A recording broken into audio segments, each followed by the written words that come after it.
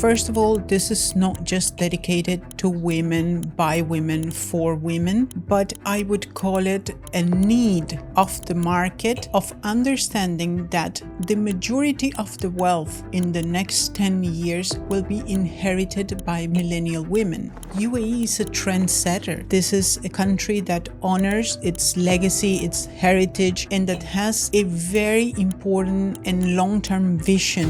When I started my entrepreneurial journey, the mentorship was very limited to the technical aspects, and I think that was one of the hardest pills to swallow. How do you assess ESG factor when evaluating potential investments? Welcome to Crypto G's. Today we have a very good friend of mine, Dr. Anna MacMillan. Thank you so much for coming to my show, your show. Thank you. Thank you for having me. It's a pleasure to be with you. So just to put the audience in a little bit of context, we met back in 2020 on an application called Clubhouse. We did. So, and then, we spent probably talking to each other in groups for around 6 months. It was 6 months, A bit more, yes. 8 months. Yes, probably it was 8 months, yes. So I met with Dr. Anna MacMillan in 2020, and then we were helping a big community of entrepreneurs with Correct. With everything, with everything. Yes, I think that was a time where there was a lot of confusion. A lot of people were trying to pivot their business.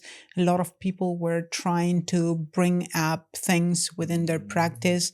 If you remember, it was a moment where all the digital channels started to boom, and people needed from help and assistance to how to shape content to things as basic as reshaping their own narratives, right? So I think we had some fun and we supported some people within the community. That was an amazing experience. But also the most amazing part about those days is getting to know people and build relationships for long term. And now that I moved to the UAE, to Dubai, then we finally met face to face last year. It was last year, Correct. 2024. And then you can go to one of the panels that organized to talk about Web3 and VCs and KOLs, key opinion leaders. But today is about you, Dr. Anna MacMillan. Now, let's talk about you went from academia to investment leadership. Your journey spans to leading roles in health, pharmaceutical, investments, government relations. How has your scientific background influenced your approach to venture capital and sustainable investing? You know, Andres, it's very interesting because a lot of people wonder how a person with a deep background in healthcare and pharma jumps to investment. But the reality is the pharmaceutical industry is one of the industries that's perpetually investing and innovating and researching. And that requires a lot of different processes related to investment, not just investment in new molecules, but also the acquisition sometimes of new technologies, the scouting of innovators, and all the different facets of working within investments. And I would say it's a very interesting road and perhaps a very unusual for a lot of people. However, is a very deep one and a very interesting one, because within investments in healthcare, you work not just in healthcare, but that moves to food security, and into a lot of other different angles, including defense. Wow. Right. So it's a very interesting, I would say, ecosystem to work within investments. And also, one thing that got my attention, it was 2 weeks ago when we did the panel, obviously. By the way, we had an amazing panel and you gave so much knowledge to the audience that day. I learned a lot about what is trending right now in terms of investment. It's not only one thing, it's multiple, which is amazing. But then we were talking last week about WIN. I remember we were talking about WIN, that we will get there, because that's called Women Investment, right? Women in Investment Network, yes. So you've been a vocal advocate for increasing capital access for female entrepreneurs, which is very important. What systemic challenge do women face in securing VC funding? And how does your initiative, the Women in Investment Network, aim to address these disparities? Okay, so one of the points that's very important when we talk about the Women in Investment Network is, first of all, this is not just dedicated to women, by women, for women, but this is, I would call it a need of the market of understanding that the majority of the wealth in the next 10 years will be inherited by millennial women. And these women are currently underserved in the sense that, let's say you go to your investment banking, and right now, most of the allocators within the industry are all males. When you have an industry that has rewarded male allocators, sadly, they are not very well connected to the way female invest. And the reality is, we are talking about 70 trillion, that are going to be inherited by these women. 73 trillion. Yes, wow. we are talking about 30 trillion. That's still a lot. Sorry, we are talking about 30 trillion, in the next 10 years. Wow. And we are talking about 99% of allocators used to serve male. And this is not a gender discussion. This is understanding that male and female have different interests when it comes to investing. When you say allocator, what do you mean? The people that allocate opportunities for investments? So let's say allocators are the officials, are the VCs, are the stakeholders that at the end of the day decide where those funds are invested, or are the people who have a relationship with the investor and recommend the way to better diversify a portfolio. Right? So when you look at the investment professionals right now, 99% of them are male. When you try to recruit female in investment, what you find are very junior people, which is fine. It's perfectly fine. But we should, as an industry, understand that this is not about an equation of gender balance or an equation of pushing an agenda in that sense, but understanding that there is a big segment of the market. When we are talking about 30 trillion, we are not talking about a small piece of the cake. We are talking about a very important allocation that needs to be supported through the right ecosystems. And with that being said, what we want to do at WIN and what we are advocating for is creating the right spaces. First, to serve these investors, and second, to shape new allocators. Okay. You were talking about the difficulties or challenges, if we were going to call it something, about accessing investment as a female. One of the fun facts that we should keep in mind is, for example, let's just take the UAE. Last year, 75% of all the college grads were female. Wow. So as an industry, that's giving us a hint. This is not just a trend, and this is not going to change completely from one year to the other.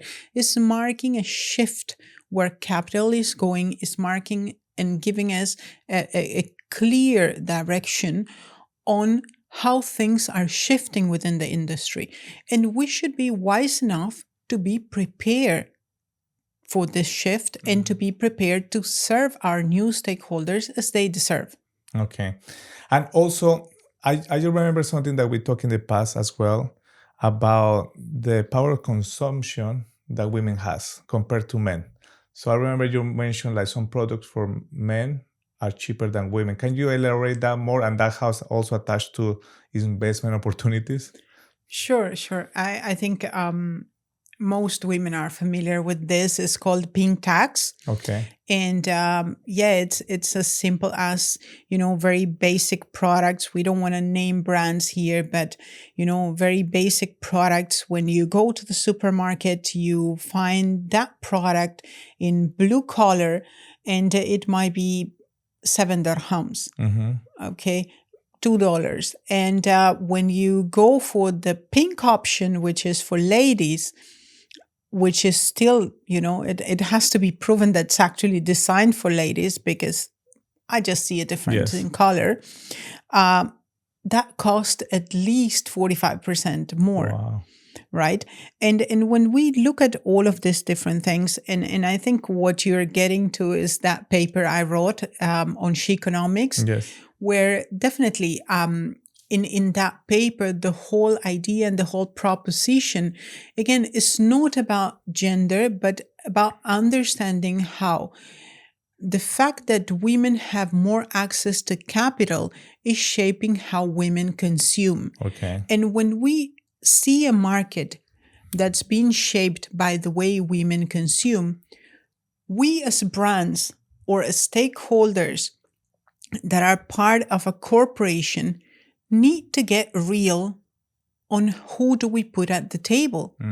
Because let's say in the States, for example, right now, and what you need to understand when we talk about consumption, it's not just about who has the out of pocket right now, is who has the out of pocket plus who's making the purchase decision. Okay. So when you have a market that's driven by 64+% of women making the purchase decision, we need to, as brands, get real and invite women at the table.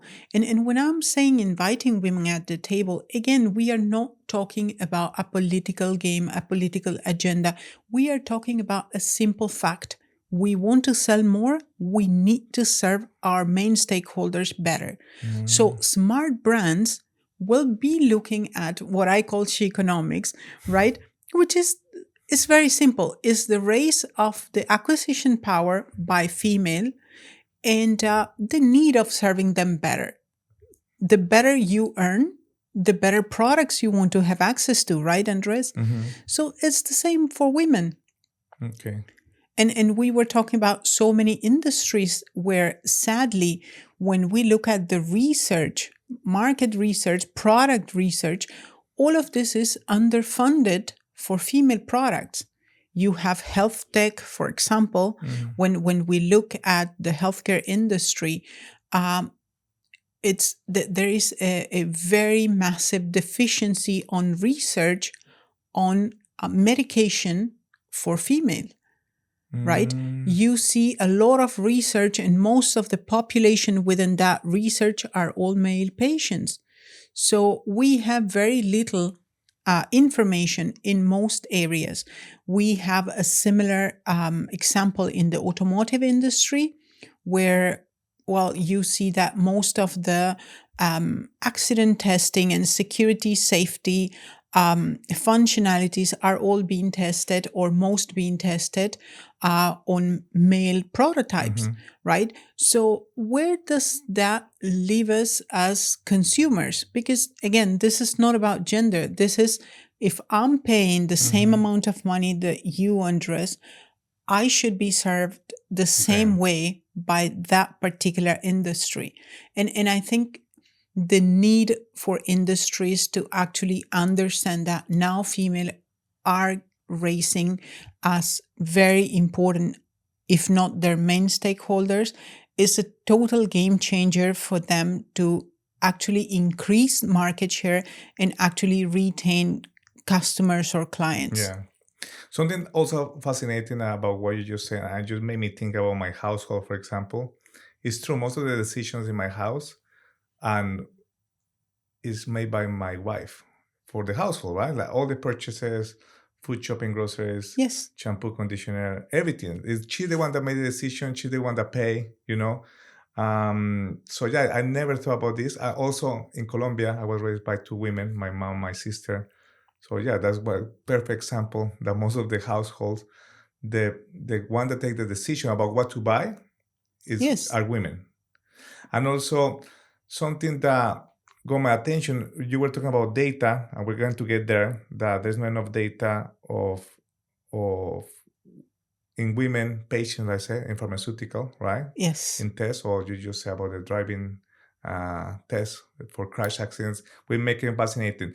But before jumping to data, because there is something that we had last weekend, Dr. Max Lee from the University of Columbia talking about there's not enough data. And you have also a lot of important knowledge and information about it.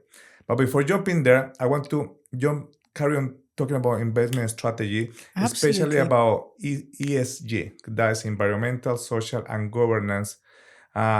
These are principles are central to your investment philosophy. How do you assess ESG factors when evaluating potential investments? And can you share example of ventures that exemplify this integration of environmental, social, and governance? Well, what's very interesting sometimes when we get into the ESG discussion is that a lot of people see this as a political thing, a political box that we have to tick. And the way I look at it is, first of all, each letter in ESG gives me a clear, I would say, pathway to evaluate a project. Because, for example, for me, if somebody had taken the time to incorporate elements for the E, right? For me, does not necessarily mean that we are just focusing on environmental and no, we are focusing on understanding scalability. We are focusing about understanding the potential for scarcity. So we are planning, we are looking at a team that's looking beyond fade and trying to create a sustainable organization. When I'm saying sustainable, again, we are not talking about green. We are talking about something that sustains in time, in something that is commercially viable in the long run, right? When we talk about the social capital as a proxy, we need to be looking at a project that's not receiving the blessings of the community, is a project that's going to have a lot of trouble for adoption, and a project that faces that kind of adoption challenge is a product that we can't sustain. And of course, governance will tell me if that particular project, okay, is a project where we can look for it in the long run, we can adjust, and we can redirect if the market requires. A lot of projects are very interesting when you look at them in paper, but they have very weak governance components. And those are projects that, sadly, when a crisis like COVID happens, are very difficult to recover and leave alone thrive. So ESG is something that, first of all, is not a box to tick. Second of all, it's not an expense. It's actually something that's, if implemented at the right time, and if implemented at an early stage within the conception itself of the idea, okay, it's going to save a lot of cost, and it's going to secure, sustainability for that particular project. A very interesting project we are working right now, you would love to hear about it. It's an agri-tech solution that's currently integrating blockchain. Okay, and the way it's integrated is for traceability, and it's ensuring both, impact and transparency. It's about the whole carbon emission traceability, and it's very interesting because it's using blockchain okay, to have this traceability and transparency within the project. So, it's I think increasingly interesting to see how blockchain is being implemented in a lot of different ways to support ESG goals. Mm-hmm. Okay. Wow. Now, talking about ESG goals, now let's talk about the region, because you've been living more than 20 years in the UAE, which is nearly half of the years of Dubai, for example. And yeah, I find fascinating all the experience that you have built over the last few years, especially in this region that is growing right now and is the best place to live for many reasons. Housing, entrepreneurship is safe, access is the best region to live. So, but let's talk about the investment landscape, especially here, that people probably they don't know all the potential the region has. Some people that probably in Western countries, they haven't come here, and when they come here, they realize, oh wow, this is amazing, I will stay here. So let's say operating at the intersection of government and private sectors in the UAE, right? So what unique opportunities and challenges have you encountered in fostering sustainable investments within the region? So your question is very interesting, and I think it's really interesting to look at the fact that the UAE is not jumping on the wave and reacting to the future as so many countries are. The UAE is a place that, if you really look deep, has been shaping and redefining the future for a very long time. Okay. If you look at big words like innovation, the UAE has not adopted trends, it has shaped trends. Mm-hmm. How many countries do you know that have a ministry of artificial intelligence, for example? Right? We are talking right now about a new project of law that involves the evaluation of laws through AI to make them more effective.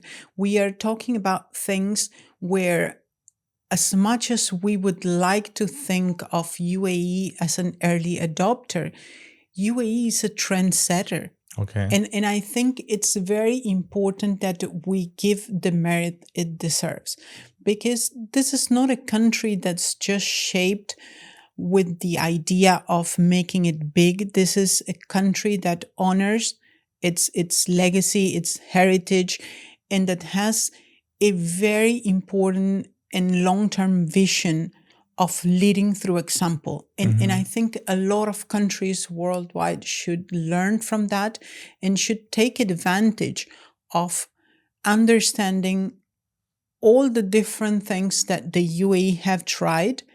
Maybe in some of them, they were not as effective, but they kept trying and they came back with solutions. So I think we need to recognize that the UAE as a whole has been always a leader when it comes to innovation.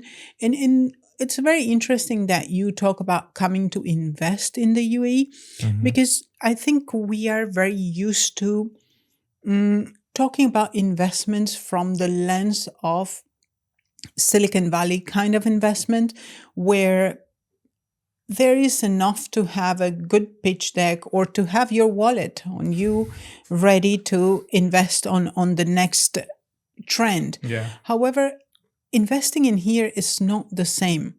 Okay. And what I'm saying with that is, this is not a place where you're going to just impress them with money or your capability of saying, okay, I'm going to offload this much investment.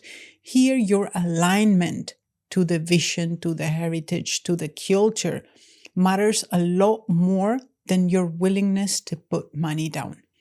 And I think that's something that we need to respect and we need to understand. Here, having capital is not enough, because the country has rejected capital from a lot of different stakeholders. Why? Because what matters here is there is a vision, and whoever aligns to the vision is welcome. And whoever doesn't align to the vision, sadly, won't find the right kind of opportunities. Here, is about respecting the culture, the tradition, the heritage, and becoming very culturally fluent, I would say, in order to make it. I think it's a place filled with opportunities, but a place that at the same time demands that you are humble enough to understand that your alignment is more important than your capital. Wow. Let me ask you two questions based on what you just replied. You talk about AI. You just mentioned AI is obviously the government is very, very pro AI, creating systems to pass laws using AI. But something that fascinates me is like, I was talking to Dr. Max Lee, the one that's creating the University of AI in Abu Dhabi. Okay.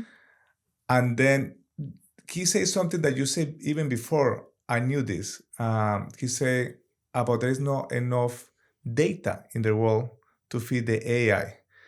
And Dr. Max Lee is saying in the future, the humans, our only task will be only to carry on feeding data to AI.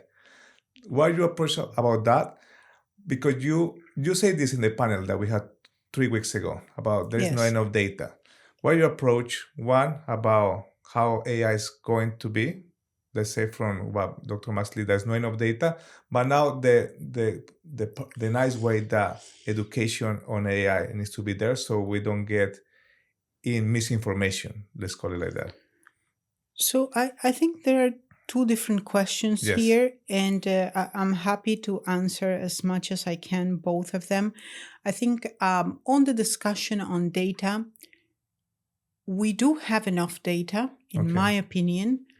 What we don't have is, first of all, different aspects of policy well defined, where, for example, data ownership is not yet granted in most countries worldwide. When we talk about healthcare, if you have a procedure tomorrow and due to your procedure, you have to be hospitalized for 7 days.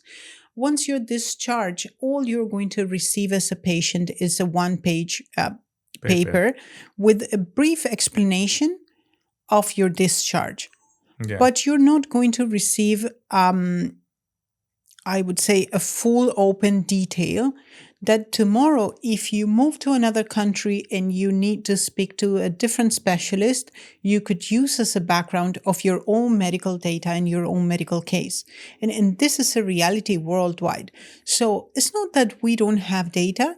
It's just that the way data is being distributed, given access to, is just not under the right kind of frameworks yet. Another example we could talk about is, I've been working on this project about our own data donation, right, to support researchers. The other thing that's very important when it comes to data is understanding that we are generating data every day. Every single day. Your mobile is a mining data, a 24/7, mining of data. The thing is, who has access to that data? Who can decide what happens to that data? How is that data used?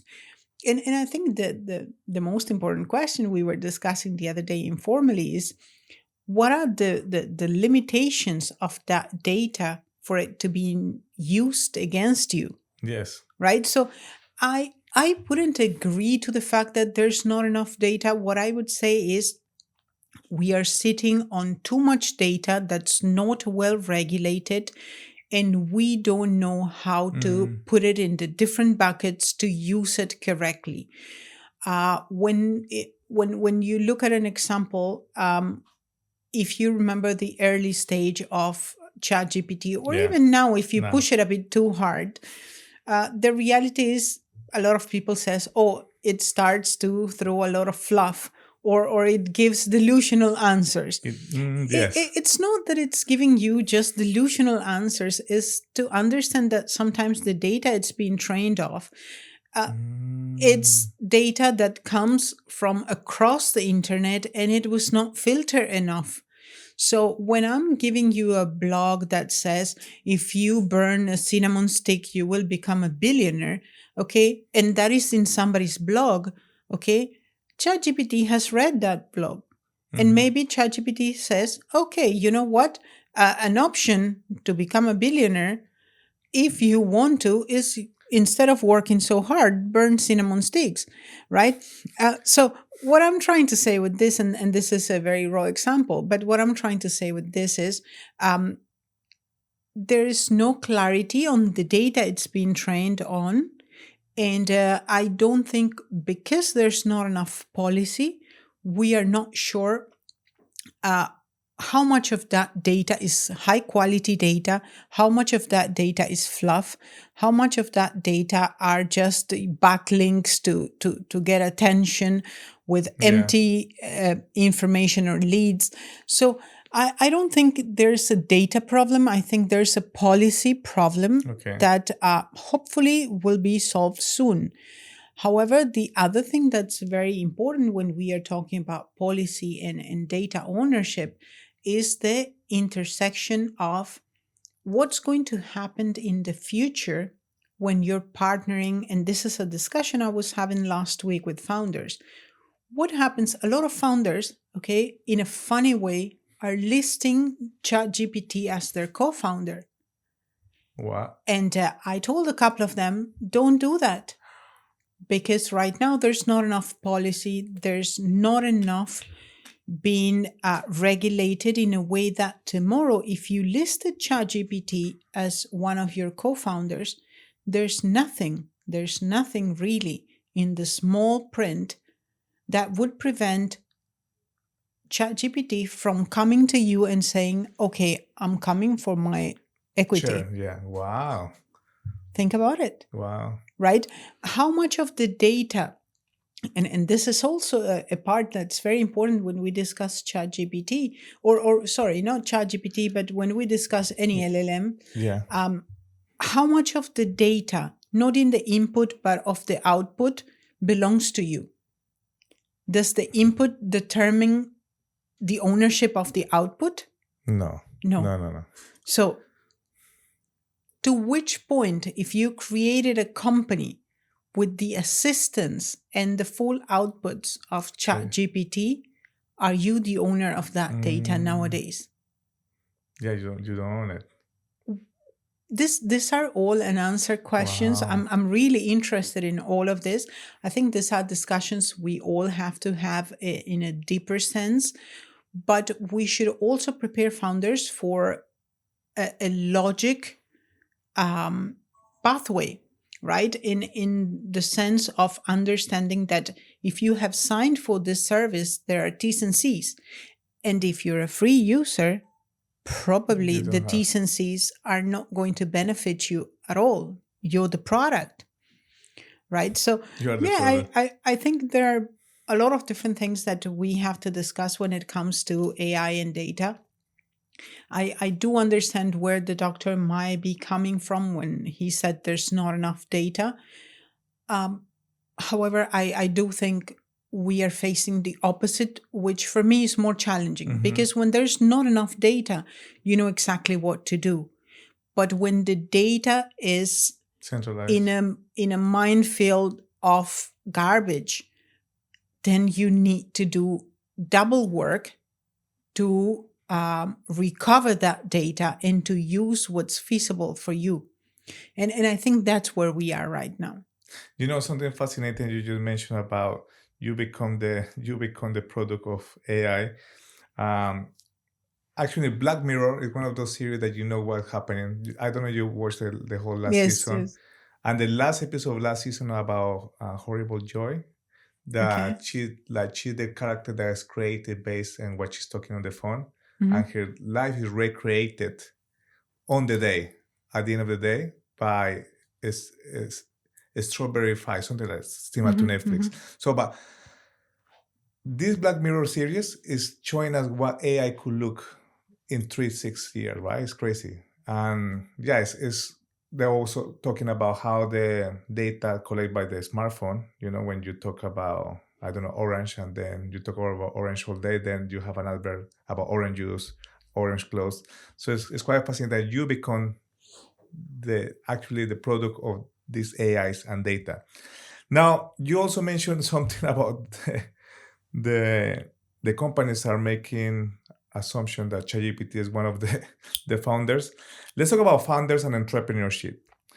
Because I remember we also were talking last week about how you as a investor need to look at the startups or the founders. I remember you mentioned they have to be healthy. They have to be on shape, because if the founder doesn't look after themselves, they can easily die faster. Let's call it like that. But also how they present themselves. If a founder went to raise 1, 2, 5, $10 million, cannot arrive to a meeting with a $200,000 watch or in a $500,000 car, which doesn't make any sense. And also not arrive with like expensive clothes. So there's a lot of detail that you mentioned that people probably don't take in consideration, especially people that come from, I don't know, Europe or America, or for example, from Latin America. In Latin America, we want to show that we have a little bit of money in order to take us more seriously. But I think so now the narrative changed. So you are emphasizing that entrepreneurship is a calling rather than a lifestyle. Okay. In your experience, how does this perspective influence the way investors choose support startups? And that's what I just mentioned, especially those focus on long-term impact. Well, I think first and foremost, people might be wondering, how much do we actually talk? Yes. Because you keep bringing in different bits of our conversations. So yes, we do talk a lot, and I think we do discuss a lot of different very relevant topics, and we do discuss a lot of different bits and pieces we think are important for the community to be aware, and I wouldn't say to teach the community, but to share with them and to exchange as life experiences that we are gaining through many times hitting ourselves against the wall, right? I think sometimes for so many of the founders, I look at myself and I see an elder sister for many of them, because I have been there. And really, when I started my entrepreneurial journey, the mentorship was very limited to the technical aspects. And I think that was one of the hardest pills to swallow, the fact that most of the people I worked with, they were brilliantly at a technical level, but they were never entrepreneurs themselves. So they were not able to actually give that kind of, life experience that could really translate in what are the challenges of being an entrepreneur, and how entrepreneurship is very different from a corporate world, or from a more structured system that we all come from. That, I mean, when you just graduate from university and you think you're going to make a great entrepreneur, sometimes I say, think again, right? Do you have the tools? Do you have, most importantly, the discipline that it takes to be an entrepreneur? One of the things we are always talking about, and I insist a lot, and maybe call it background if you were, in healthcare, we are trained in two or three very specific areas. One of them is discipline. I think that is something that has helped me a lot across the career, up and down. The other thing is evaluating risks and acting quite fast on risk mitigation, and even acting on resolving unexpected situations. And the other thing where I would probably say that the healthcare industry and the career itself has helped me a lot is in having a very high adaptability quotient. We were talking about these things. We were talking about, I think, coachable. Yeah, nowadays a lot of people talk a lot about EQ, IQ, TQ, right? Are you technically, do you have a technically high quotient or not? Entrepreneurs that are not, do not have a high, TQ can't really make it. But what's very important in a lot of times, I think, overseen is to have a high adaptability quotient. I think COVID is a great example of this. And I think when you're on an entrepreneurial journey, when you're on a founder's journey, your resilience will make you or break you. And again, you were talking about, and your question, if I'm not mistaken, was what are all the different tips or bits that we should keep in mind as founders? Yes. And I'm trying to reach there. And I would say one of the things that as founders we tend to misunderstand is that being an entrepreneur or being a founder is not a fate. It's not a trend. It's not a fashion. It's not a hashtag. It's not about that. I do think, and I do criticize a lot the media for over glamorizing entrepreneurship or being a founder. Okay. Because I think when we are glamorizing this kind of concepts, we are making a disservice to the founders. In the sense that when, let's say, when you're about to have a kid, okay, or when you just get married, everyone talks to you about having kids and how wonderful it's having kids and how brilliant it is to have kids and how beautifully, I don't know, all the benefits of having kids. But nobody talks to you about the pains of labor.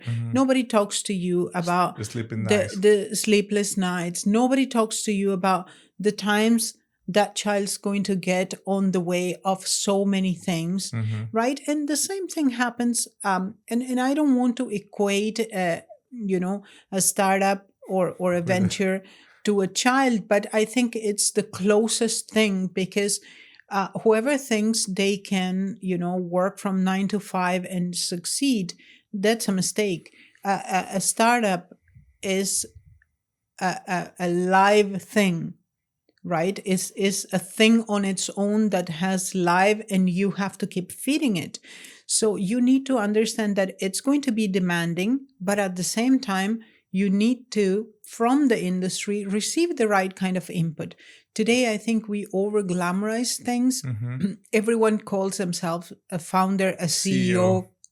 Oh my God, sometimes I'm telling people I mentor, please don't call yourself a CEO, because the only thing you do when you're calling yourself a CEO is showing the rest of the world that, first of all, you don't understand governance. Second of all, you don't have any corporate experience. Third, you don't even understand what's your vision. Because if you think that today, with your co-founder, you're a CEO, you're absolutely mistaken. And there's no chance you're going to be, other than luck, tomorrow a CEO, because you don't understand the basic principles. So let's not jump into that. I do have a lot of my own opinions when it comes to titles and when it comes to is it really required or we should keep it real. But again, that's not something that happens because founders want to be called founders or founders want to have a C-level title. It's because the industry itself, it's so unreal as a bubble that everyone thinks they have to immediately, if they started on a napkin stage, have a CX title. And that's not necessary. I would say as an investor, that's worrisome. Yes. That's worrisome. When you come to talk to me with your pitch deck and you call yourself a CEO, my first question is, do you understand what's a CEO? Because if you don't understand what a CEO is, how can I turn you into a CEO? Because if I invest in you, I would need you to be a CEO, or I would need somebody else to be the CEO. Do we understand what that basic concept is? Right? So, let's not even get there. I think there is a deeper discussion we need to go into. But yeah, you were asking about what are the different risks we evaluate as investors. And one risk that a lot of people, I would say, don't pay attention to, but for me is fundamental, is the health of the founders. Most of the times when I'm talking to a founder, I see a very stressed person. I see a person that haven't slept properly a few nights. I see a person that's very nervous to come and meet me. I see a person that has thought about all the different challenges and oppositions, objections I will present to their project. And they are so focused on giving answers that they have lost perspective on the fact that at certain stage, the most important thing or the most important decision as an investor is whether that founder is investable or not. Projects, technology, there are thousands of the same thing. I mean, if you really think your idea is unique, you're very disconnected, right? There's no unique idea. What we do have are unique founders with unique ways to execute a particular idea. But again, the investment decision, the most important one is who are the founders? Is the founder investable? If I present to you one founder that looks sharp, well slept, in a good health condition, and very coherent when presenting their project, and on the other hand, I present to you somebody that probably looks like a genius, but he hasn't slept properly. You can see he's tired. You're not sure when did he have his last meal. Wow. That's not somebody where you want to say, you know what, take my money. Because especially at the early stage of a startup, the health of your founder determines whether that startup is going to make it or not. Right? And I think we are avoiding a lot of these discussions. We are over glamorizing the hustle. The hustle. Oh my God, that's a word I really, really, really dismiss from any conversation, because when anyone brings that kind of word, I'm trying to convey, especially to people I mentor, do you understand what you're telling me? What you're telling me is that your time management is so bad that you are working 18 hours a day. What you're telling me is that you're not sleeping. What you're telling me is, so maybe there are very traditional VCs that would say, Anna, are you mad? We need them to work 23 hours. For me, I'm not looking at something where I can say, you know what, in 3 years, I'm moving out of the table. I'm looking at things that can create impact. If you want to invest in founders that can create impact, you can't invest in somebody that's going to be burned in the first 2 years, right? So I think when it comes to health, we need to understand that there are a lot of factors that are very, very important, really overseen, and sadly miscommunicated or not given the right importance when it comes to the industry. I do think we don't have enough of these discussions within the industry, and it should be a discussion that's very much present and that would give us the opportunity to bring up a healthier generation of founders. Yeah. I'm talking about healthier investments and industry. Something that I asked you also last week is, when crypto is obviously most of our audience and most of the people that watch and listen to the program is bullish into crypto, right? Blockchain, you name it. Now, most of us, we've been in the last few years just investing in tokens or in ideas, So we have the NFT cycle, then we have the meme cycle, then we have the ICO cycle, utility cycle, real world asset cycle. We have all of this stuff.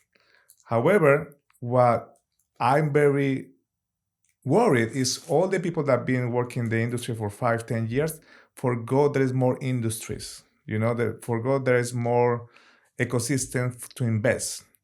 And that's something that got my attention when we had the panel, that you mentioned different verticals to invest. And that's something that I want everybody today that's watching get from this podcast.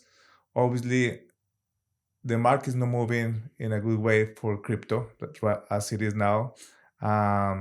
It's not like it's really bad, but people were hoping for something even better. But we're still in a good shape, Bitcoin went to 108, now it's in 80,000, which is okay. It was better than last year, better than 5 years ago.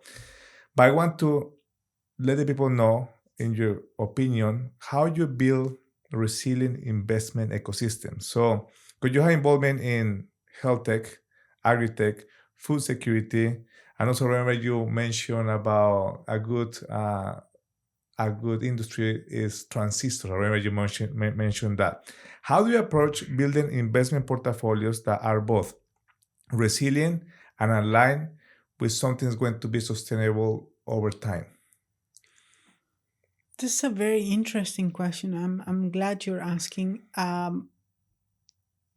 The short answer would be a diversified portfolio is always a successful portfolio. Okay.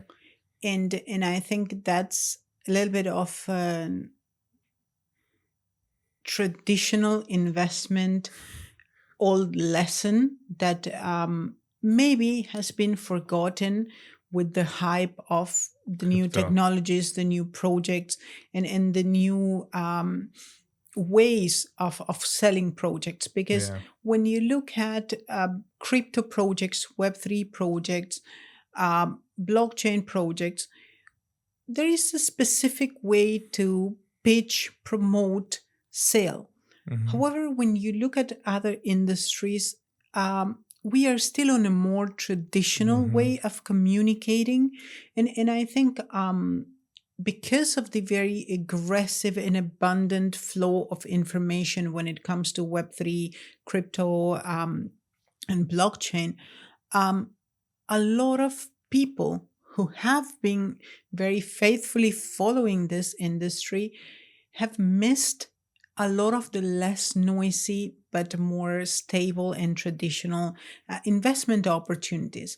I usually don't feel like giving financial advice or investment advice on a live show is something that I'm comfortable with, because there are a lot of different things that have to be kept into consideration, from what's the investment capacity of the person asking the questions, to what are the goals for their own portfolio and what are the goals for their life. There are too many factors to equate before answering those questions. But a very simple way of looking at it is, the more diversified is your portfolio, the more chances you have to succeed during a bull or, bear. So it's a matter of understanding and going back. I think there is a book I love, and it's a book that's so old, and sometimes it's a little bit hard to read, especially the first few chapters, which is The Intelligent Investor. Intelligent Investor. Who is the author? I'll send it to you. I'll send it to you. So the Intelligent Investor is a book that's so old, and it follows a lot of different aspects of investment.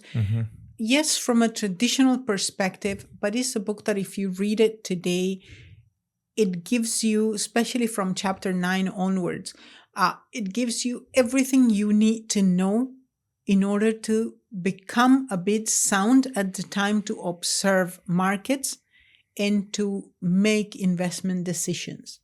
Okay. Right? It's a very interesting book.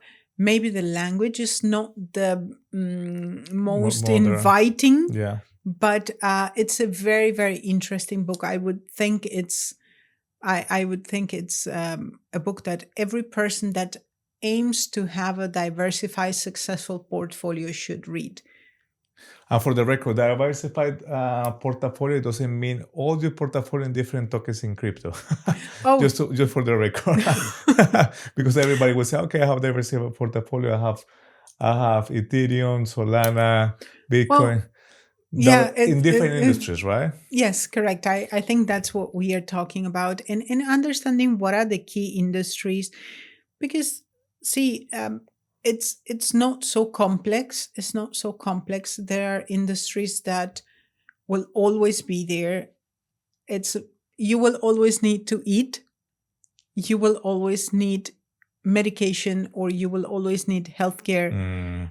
Defense is something that you will always require. Every country in the world will always require, probably mostly as a preventive tool, but it's always going to be there. So there are different ways of looking at it, and I do understand that some of the investors look at something with faster returns, but then the question is, what kind of portfolio you want to build?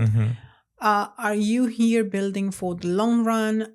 Do you just want to do a hit and run? Yeah. Where are you at? Right? And those are the questions that are very important to have an answer for before we can advise anyone on portfolio diversification. But definitely, the more diverse is your portfolio, the less the impact of market flowings Yeah. it's going to get to you, right? So, yeah. And talking about investment portfolios, now let's talk about something that is actually quite admiring from you. And I know you have a very good answer for this. When assessing potential investments, how do you balance financial returns with measurable social and environmental impact? Not many people think about this way. Are there specific metrics or frameworks you rely on? Well, yes, there are frameworks. Yes, there are metrics. That would go into a very deep assessment. But again, if we are going to make it easy, right, for the audience, because we can definitely have a very technical answer to that. We can explain the metrics. But again, we can go to the basics, which is easier and more accessible.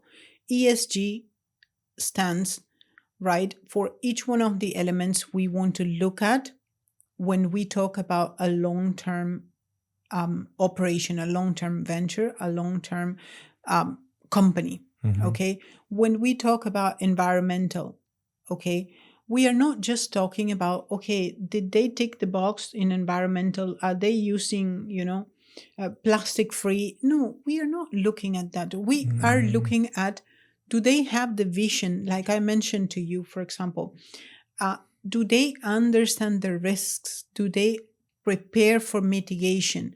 When somebody incorporates an element of environmental concern or attention within their project, it tells us a lot of different things.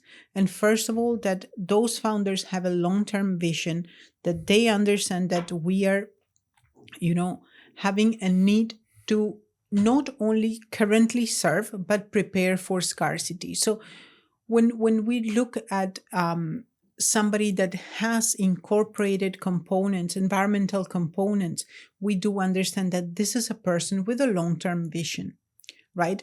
Social, again, if you do not have the right kind of social elements in place ready to be incorporated, then we are talking about, for example, hundreds of startups that have pitched and hundreds of startups that in healthcare, for example, they were a brilliant solution, but the adoption was so complicated for the user that it was almost inaccessible to the community.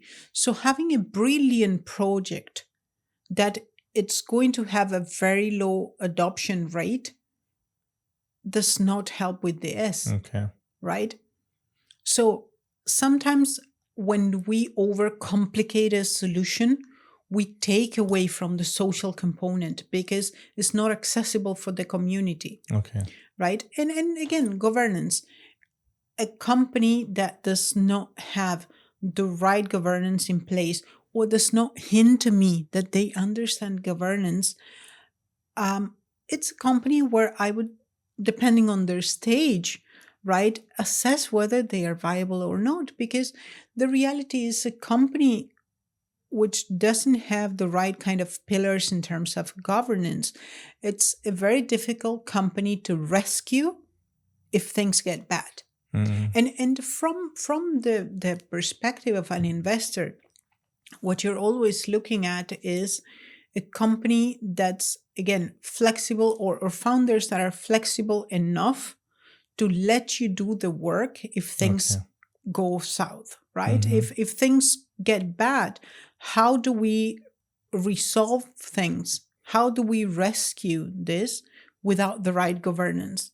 So all of these are, I think, principles or indicators on how to evaluate the Yeah. viability of a startup. And I think we can go into the metrics. We can definitely do the exercise of going into the metrics. But I would say it's a little bit more of common sense and understanding. If you did not think environmentally, you're not here for the long run. Okay. If you did not think socially, you're not here for the long run. Adoption is going to be one of your greatest issues. If your governance is weak, you're not here for the long run, Mm-hmm.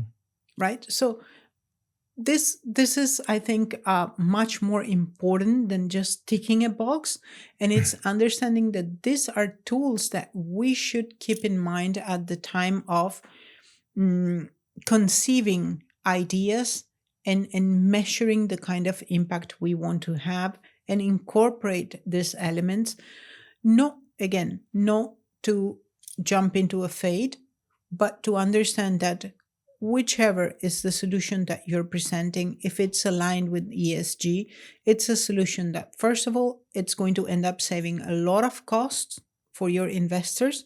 And most importantly, anything that is aligned with ESG is a lot more profitable in the long run.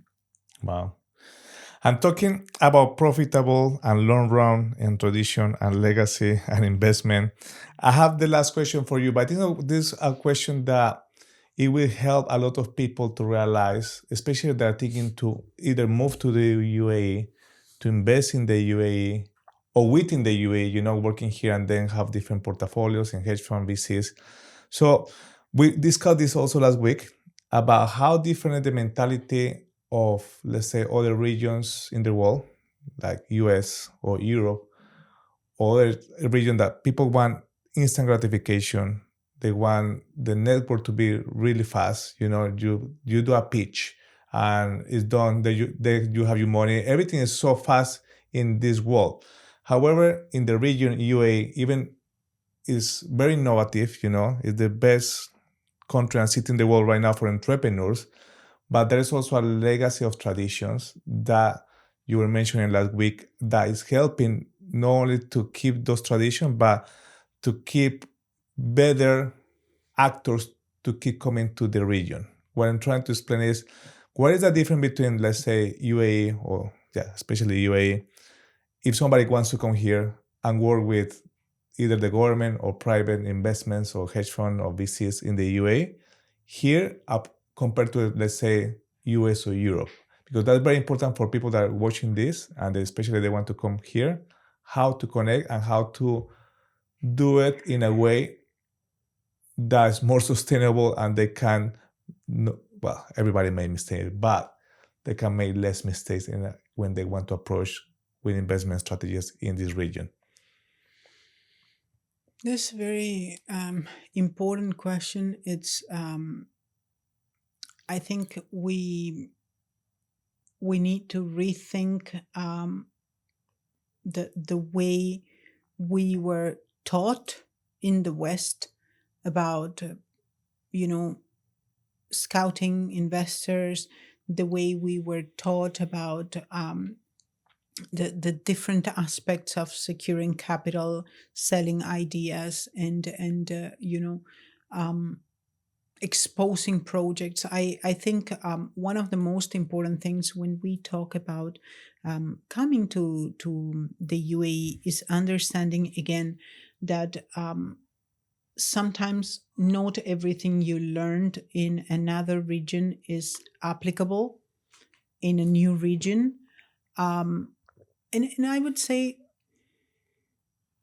I'll give you the advice I give a lot of, people I work with is first of all, stay humble, Yeah. forget all you know. That applies to San Francisco, and that's good. That applies to Silicon Valley, and that's good there. But don't come with the same mindset here because it's not going to work out for you. Hmm. This is a very traditional place. I think we have the perfect conjunction of tradition and innovation. I think we strike the perfect balance between heritage and innovative ideas, and we see them incorporated in the day to day.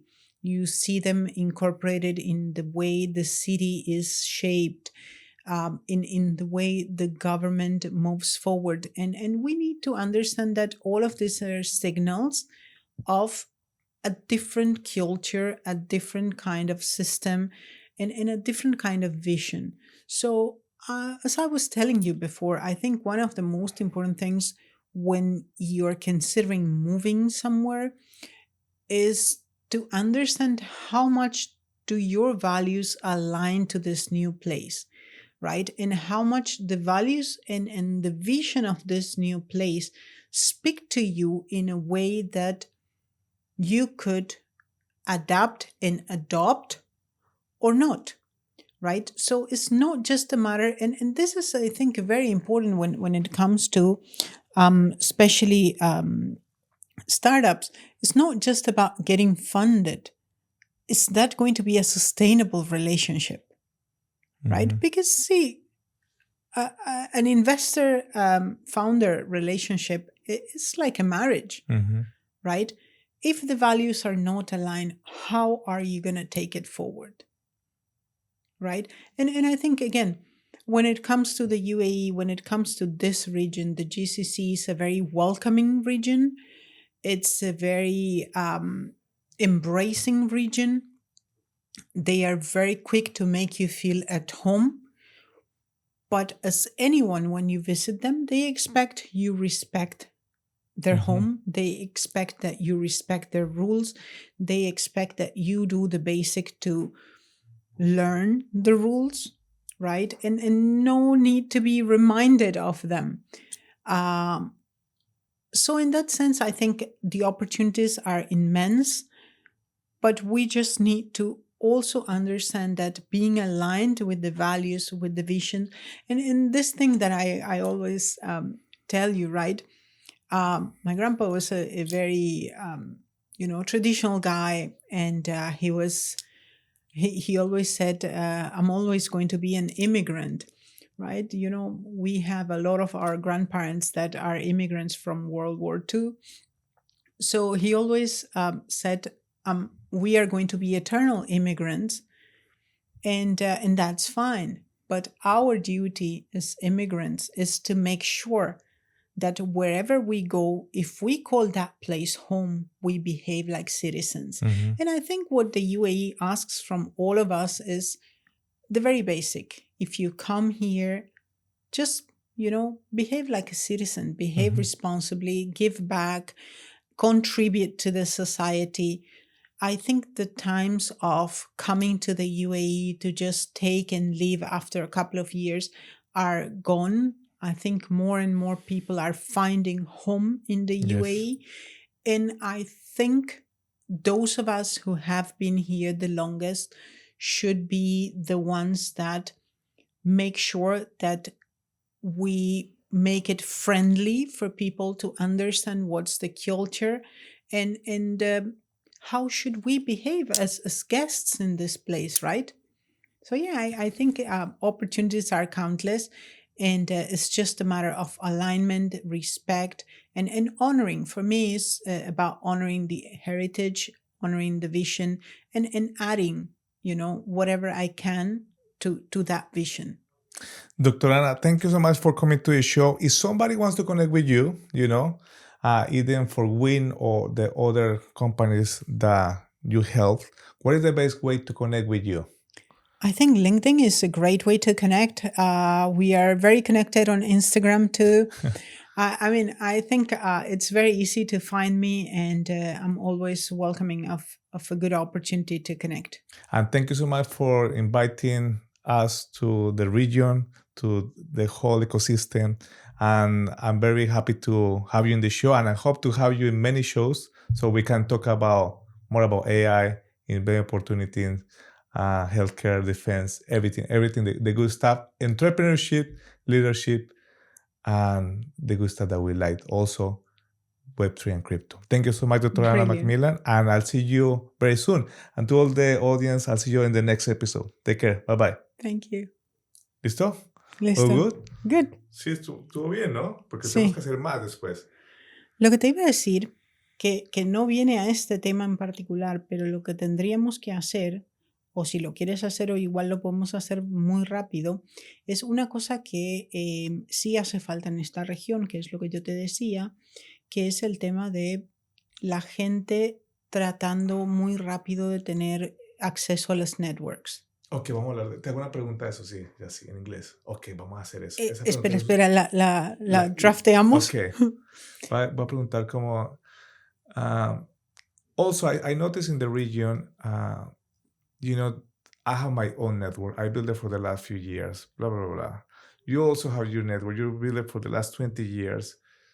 How do you think the people should take in consideration their network? Because the network is your network. Because your network is your network. Do you think the people should be open to open up their network just like this? Or no? We can ask that question. You know what's a question that it's very interesting to put forward. When is the right time To make an introduction? To start or to okay, the way I call it, okay, is socializing your project. Wait a minute because Está bien. está la silla sobre mi abaya. Oh my gosh, okay. See, my point is, a lot of founders come to the region, okay, and they expect to immediately be introduced to people, or they expect to send a pitch deck and immediately receive a call back. Okay. They want to make sure that their whole project is impeccable before they start socializing. And the thing is, a lot of founders feel very scared that you're going to steal their ideas. Okay. But ideas are worth nothing. Okay. Ideas are, I can tell you, I can give you a draft. You will not execute it. Vale, ya lo tengo. Espérate, te voy a preguntar. 3, 2. Wait. Let me fix myself. I wanted water. Just hold on.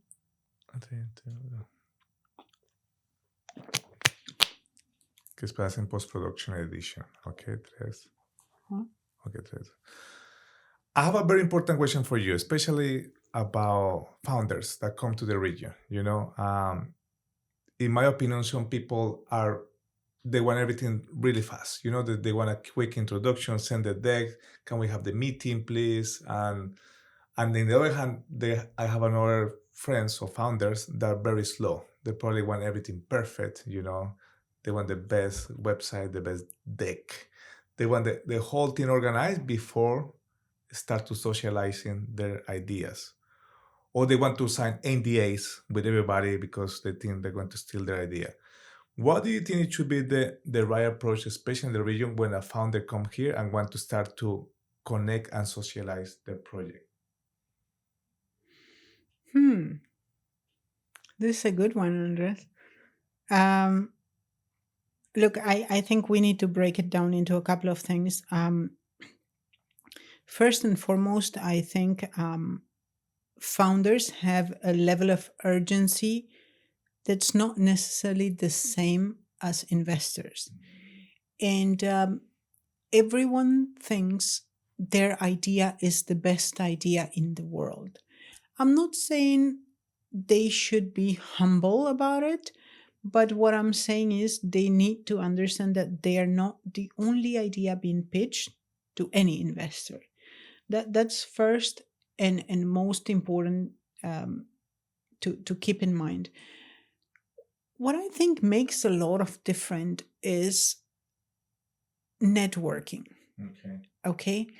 And I know networking is a word that has been misused, mistreated, and pushed around in ways where a lot of times we feel and think of networking as something transactional, as something, um, as a bad word. When you say, I'm going to a networking event, people do not think the best about that particular event, right? So I think we have learned to associate networking with something that's not necessarily what it should be. So where I'm trying to get to is, look, first and most importantly, you're talking about founders that want you to sign an NDA. This is very normal and very funny to me, because I have never seen a unique idea. There are always ideas that at some point are at the intersection of some other idea that somebody else had. Um, so ideas are overvalued in the community, in my opinion. I think founders who want you to sign an NDA sometimes um, face the reality that investors are not keen to sign any kind of NDA. Why? Because how viable is that idea in reality? I mean, how are you going to sign an NDA on an idea that you don't even know if it's even viable, right? And if tomorrow that idea has 700 tweaks, are you still, liable to that NDA? So I think when it comes to NDAs, and I understand that a lot of people coming from the West come from that culture and that works in the West. I don't think that necessarily applies to this region. I think in this region, what really makes it or break it is who's in your network. Okay. I think one of the most powerful things to understand is the speed of things here is different. And the way you have to build your network is not when you start pitching. I don't think founders understand enough the importance of building the network and the process of building the network. Building the network is not going to pluck from a tree. Yes. I think we all have this idea of, okay, I'm going to a networking event and I'm going to exchange numbers and then immediately I'm going to get funded. No, you're not going to pluck from a tree. You're not going to a supermarket. You're going into harvesting mode, right? And you have to do all the work, the leg work that's required to be first welcome in the industry, to be accepted within the region, to be known within the region, to be invited to the different circles within the region. Look, we always talk about this, and I think it's important to discuss it again. Different regions have different ways of doing business. In the US, we look at what's the bottom line, and we do business depending on what the bottom line indicates. In Europe, we look a little bit more on who's your family, where do you come from, and what's the legacy that you represent, basically. However, in this region, I would say the most important thing is who's in your network, who's introducing you, who's giving you access. And again, networking is a lot of work. right?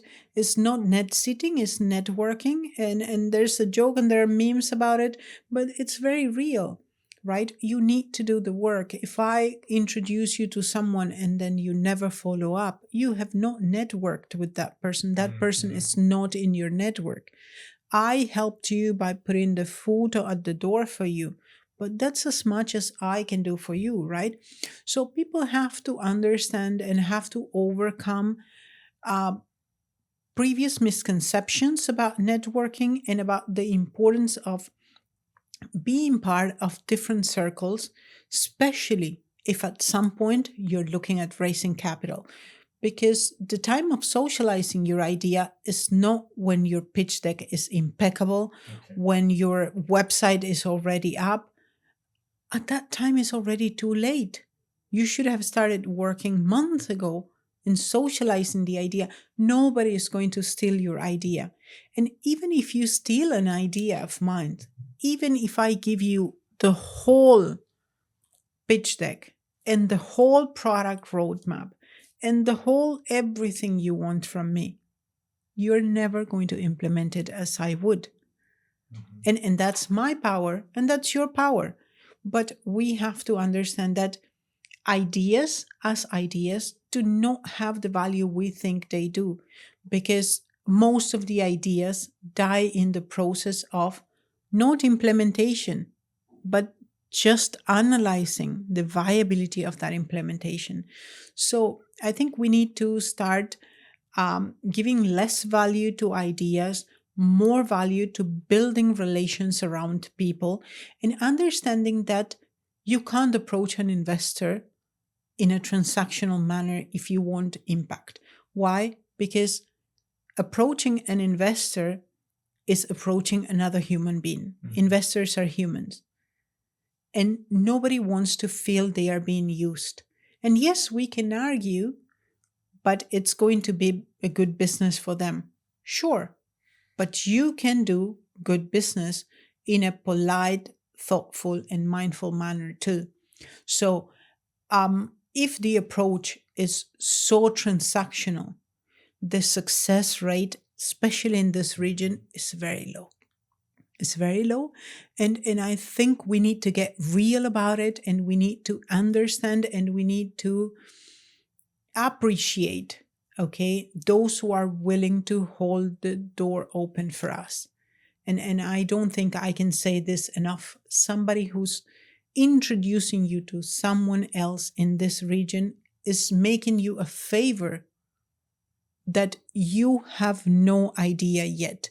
And maybe you would never have the monetary value to equate or retribute that favor. Wow. But it all depends on how smart are you at the opportunities and the doors that are being opened for you. And keep doing the network. Yes, yes, of course, of course.